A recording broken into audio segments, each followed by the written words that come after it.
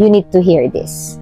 If you don't take time to truly understand who you are, you'll end up adopting everyone else's version of you. Patuloy mong paniniwalaan at hahanapan ng evidence ang opinion at tingin nila sa'yo. Hanggang sa nagiging ikaw na yung mga sinasabi nila. Na you are not enough, not worthy, hindi ka magaling, mahina ka, na wala kang kakayahan. And because you are looking for proof to support that belief, it becomes hard na makawala sa definition na binigay nila sa'yo.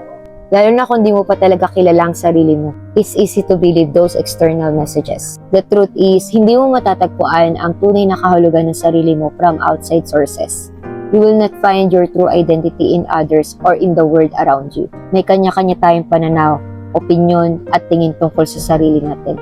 Pwedeng hindi maganda tingin nila sa sarili mo, but if you see yourself as something good, mas matibay na foundation ito kaysa sa sinasabi nila. May iba kasi na nakabase sa sarili nilang insecurities at issues sa buhay nila.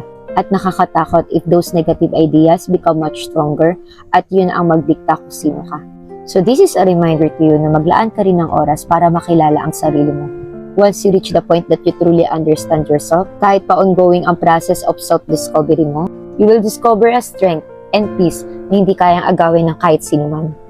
Darating ka sa punto na you will be comfortable enough sa kung sino ka.